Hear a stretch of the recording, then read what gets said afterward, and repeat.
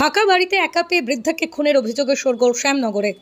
ফাঁকা বাড়িতে একা পেয়ে এক বৃদ্ধাকে গলা টিপে খুন করার অভিযোগ উঠল এলাকারই এক ব্যক্তির বিরুদ্ধে। জগদ্দল বিধানসভার 23 নম্বর ওয়ার্ডের শ্যামনগর পীরতলা এলাকায় একাই থাকতেন প্রতিমা বেরা নামে এক বৃদ্ধা। ওই এলাকারই অপর প্রান্তে থাকে বিপ্লব সরকার নামে জনৈক এক ব্যক্তি।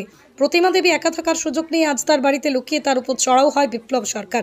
সম্ভবত ওই ঘরেই বৃদ্ধার সাথে ধস্তাধস্তির পরেই তাকে গলা টিপে খুন করে বিপ্লব। এলাকার বাসিন্দাদের সূত্রে খবর পেয়ে ঘটনাস্থলে পৌঁছয় জগদ্দল থানার পুলিশ, স্থানীয় কাউন্সিলর। জনবহুল জায়গায় এইভাবে খুনের ঘটনায় ক্ষিপ্ত হয়ে ওঠে এলাকাবাসী।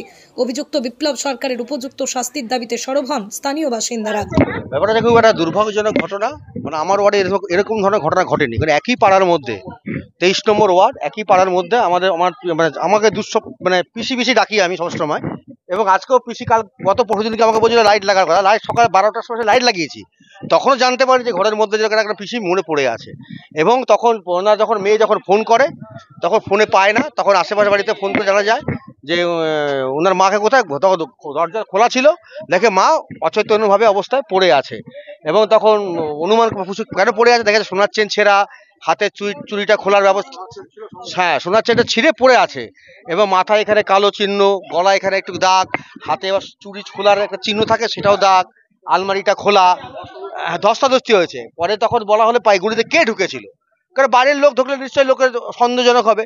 এবং যেহেতু লোকাল ছেলে, ওর নাম হচ্ছে বিপ্লব সরকার, ডাকনাম মোটু, ও নাকি ঢুকেছিল সকালবেলায় 7টা থেকে 7:30 কি 8টার মধ্যেও এখানে ঢুকেছিল। এবং ঢোকার সেদিকে এই কুকর্মটা করেছে। এবং ওটু প্রচুর মার্কেটে ধার দেনা জড়িত আছে এবং প্রচুর লোকের প্রেশার আছে। ও আর যেখানে কাজ করে সেখান থেকে মাসিক যা মাইনা পায় 5-6 হাজার টাকা নাকি সেই ধার শোধ করতে হয়। এবং সে টাকার অভাবে হোক বা কিছু একটা দুশ্চিন্তা করে বা পাপ কাজ করবে বলে আজকে পিসিকে ফাঁকা পেয়েছে। ওনার 3টে মেয়ে বাইরে থাকে, কেউ থাকে না, পিসি একা থাকে। সকালবেলা এক মেয়ে খাবার দিয়ে যায়, বিকেলবেলা এক মেয়ে খাবার দিয়ে যায়। এখন দিনের বেলা ঢুকেছে, এখন সেই জায়গায় দাঁড়িয়ে রেখে আমরা রয়েছে এখানে, যারা যারা দেখেছে তারাও স্টেটমেন্ট দিচ্ছে, আইসি সাহেবও আছেন। আশা রাখি দোষীর কঠোর শাস্তি হবে।